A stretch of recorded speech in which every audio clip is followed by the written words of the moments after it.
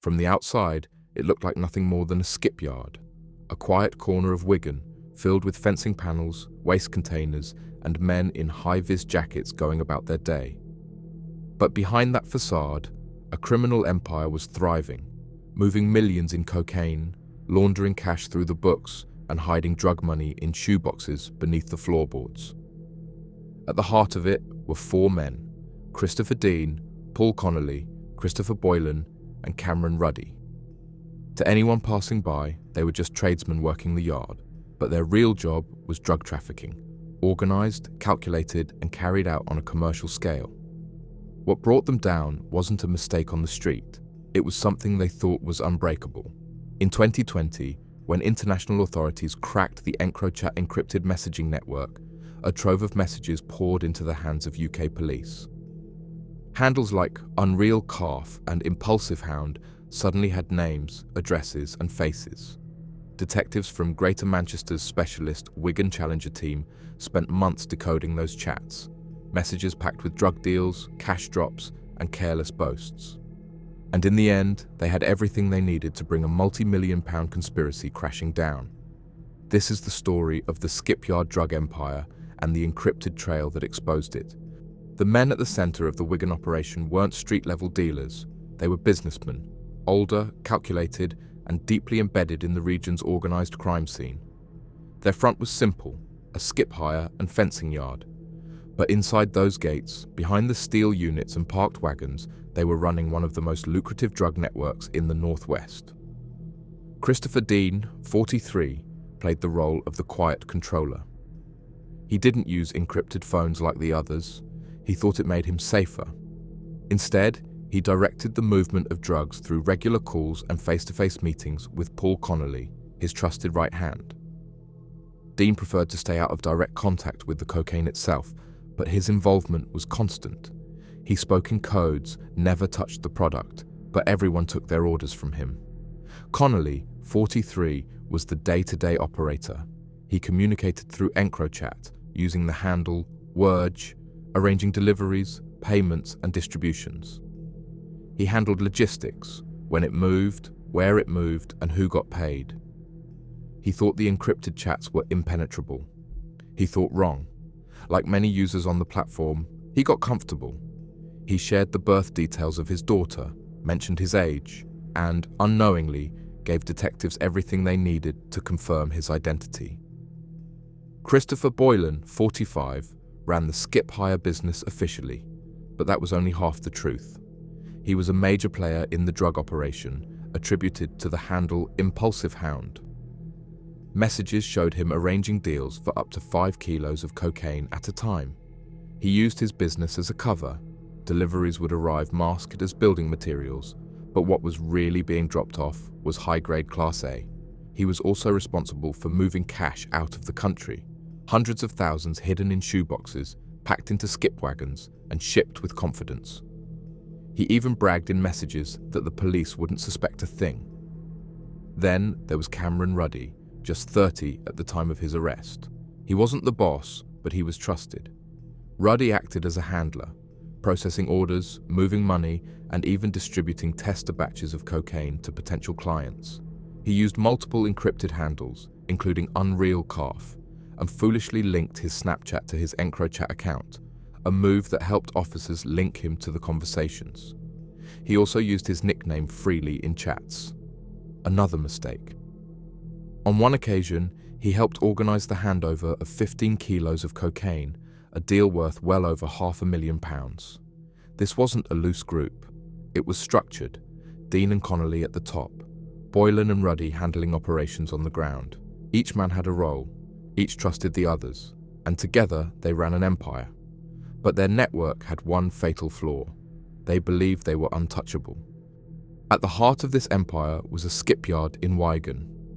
It looked like any other, fencing panels stacked up, machinery parked to one side, the hum of metalwork in the background. But this wasn't just a business, it was a hub.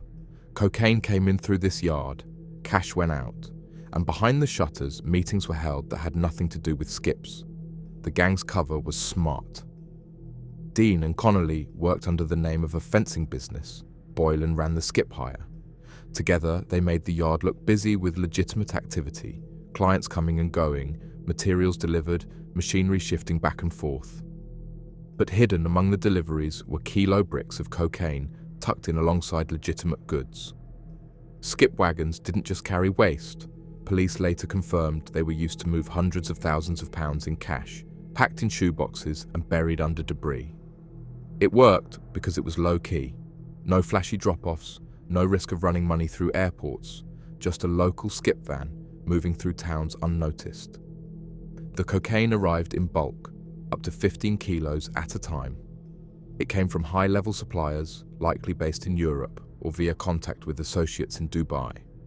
Boylan had access to safe houses used for storing deliveries, while Ruddy helped manage the flow. He arranged pickups, met couriers, and distributed smaller portions to lower-level dealers. On more than one occasion, Ruddy even delivered testers, small samples, to new buyers to confirm quality before the full handover. The encrypted chats told the real story. Connolly's chats laid out a full logistics chain: names, weights, prices, times. When detectives compared his messages to mobile mast data and CCTV, it all aligned. Boylan's messages included details about his skip business, personal accounts, and even mentioned his partner by name. He'd been sloppy. He believed the encryption would protect him, but when investigators matched his digital footprint to his real-world movements, it became impossible to deny the link. Ruddy was similarly exposed. Dean, meanwhile, didn't use encrypted phones. He preferred normal mobiles and verbal orders.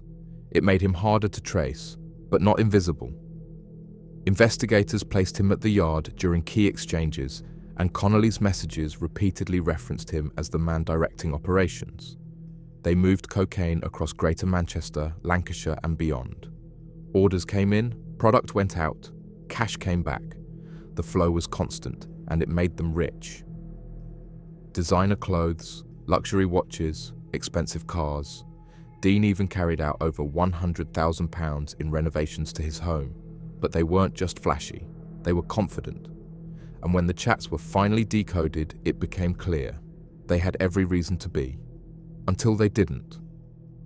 But in 2020, when international law enforcement cracked EncroChat, those meaningless handles turned into gold for detectives.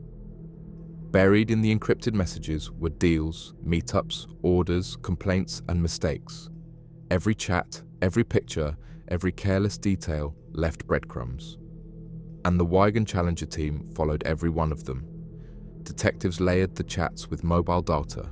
Time and date stamps matched up with movement patterns. Vehicle tracking systems placed suspects near addresses mentioned in conversations. In one exchange, a meeting was arranged in Manchester.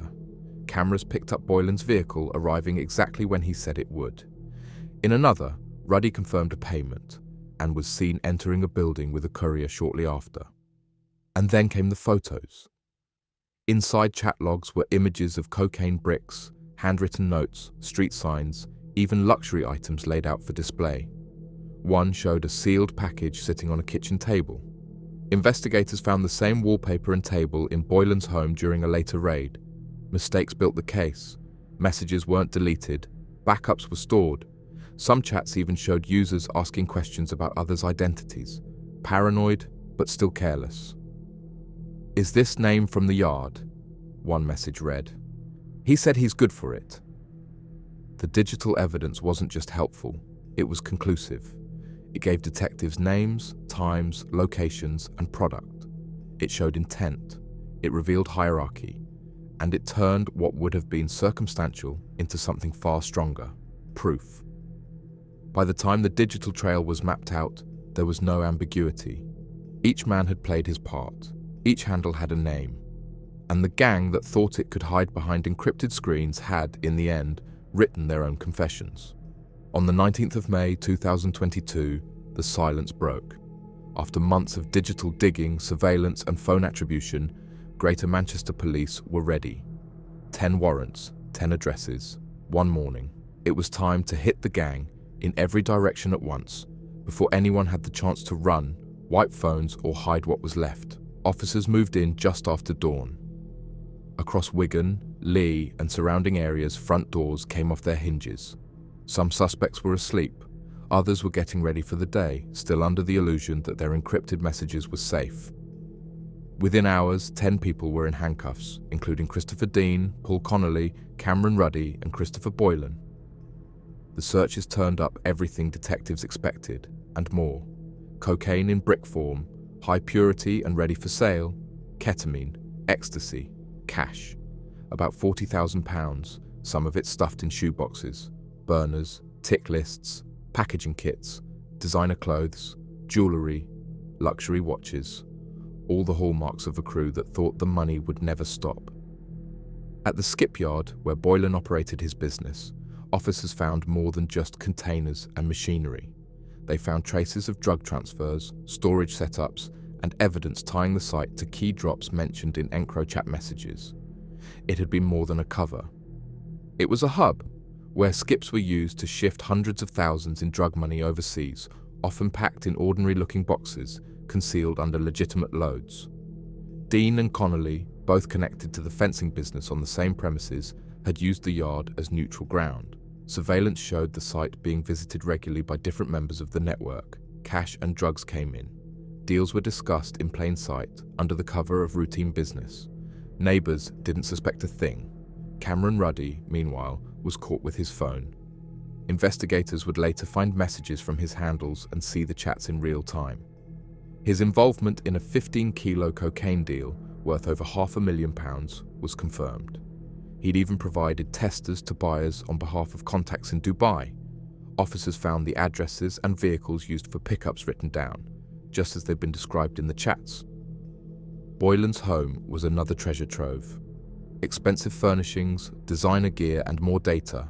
His Snapchat account tied directly to the messages sent under the handle Impulsive Hound. Investigators even found documentation that helped identify his safe houses, one of which matched the address where drug deliveries were received and repackaged. But beyond the physical evidence, it was the structure that impressed detectives most. This wasn't a loose crew. It was organized. Everyone had a role. Dean was the planner. He rarely touched the gear, but called the plays. Connolly was the day-to-day operator. Ruddy acted as a courier, assistant, and handler. Boylan handled bulk orders and kept the business looking clean. Together, they moved drugs across the region like clockwork. And when the warrants landed, none of them had time to breathe. Everything they built collapsed in a morning. The crew that ran a drugs empire from a skipyard never thought they'd be traced. But it wasn't the skips that gave them away. It was their own words. When the trial began at Bolton Crown Court, the courtroom wasn't just filled with defendants. It was filled with digital footprints, phone logs, and screenshots. The gang had left a trail, and now it was all laid bare. Christopher Dean, the quiet figure behind much of the operation, didn't bother with a fight. He pleaded guilty to conspiracy to supply cocaine and was sentenced to 12 years and 9 months. Despite never using an EncroChat device, Dean had made the mistake of directing deals via regular calls and messages. He stayed off the encrypted grid, thinking it made him safer. It didn't. Paul Connolly, who took the daily orders and communicated with buyers using the handle WordJ, also pleaded guilty. His phone showed everything, chats about deliveries, pricing, and kilos in play. That trust in EncroChat cost him. He received the same sentence as Dean, 12 years and 9 months. Christopher Boylan, tied to the handle Impulsive Hound, was more careful, but not careful enough. He'd mentioned his skip business, his girlfriend, and even posted links to his Snapchat. Police connected every detail. He admitted conspiracy to supply cocaine and was jailed for 11 years and 3 months. Then came Cameron Ruddy. He was the youngest and least senior, but his involvement was proven.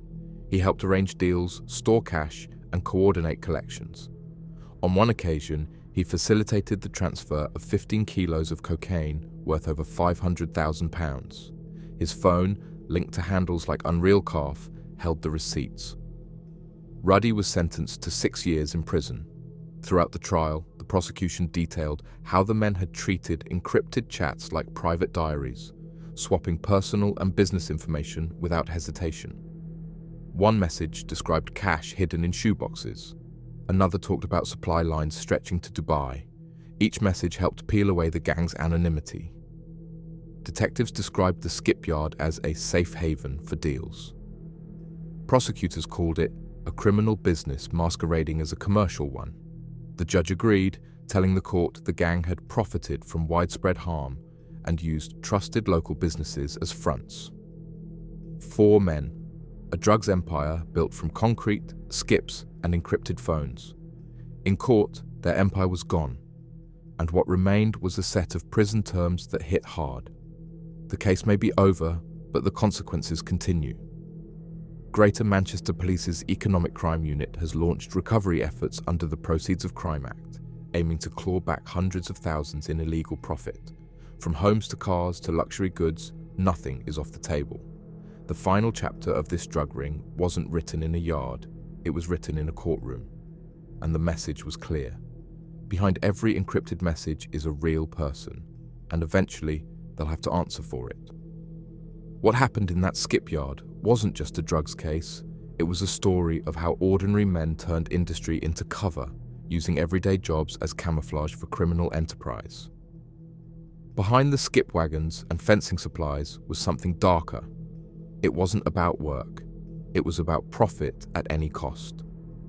For years, they moved in plain sight, talking about kilos like they were bricks, sending shoeboxes full of cash overseas and laughing in encrypted chats they thought no one could read. But they weren't ghosts. They were neighbours, fathers, tradesmen, men who thought the system would never catch up. Now they've lost their freedom. But the question remains, how many more yards are still running like this? How many more businesses mask the same cycle, money, drugs, silence? Because it's not just a gang problem, it's a pipeline problem. This case didn't end in violence. No one was shot, no one stabbed, but lives were still ruined by addiction, by greed, and by men who saw Class A drugs as just another product. And that's what makes this story unsettling. It's not a film, it's not a warning from a city far away. It's happening right here, behind locked gates, behind polite smiles, in broad daylight. When operations like this go unchecked, they grow bold. They don't just sell drugs, they build businesses around it. They hide behind company names, skipyards, and trade vans, believing the risk is low and the rewards are endless. And too often, they're right. That's why longer sentences matter, not just for punishment, but for prevention. The men in this case weren't desperate. They weren't forced into crime. They were making calculated choices, laundering millions while the damage landed elsewhere. On users, on communities, on families left to pick up the pieces. Short sentences don't scare men like this. But serious time does. It breaks the cycle. It sends a message to the next group gearing up to do the same thing. You will be caught, and it will cost you everything. Because when Class A supply chains are allowed to thrive in broad daylight, the system has no choice but to hit back hard.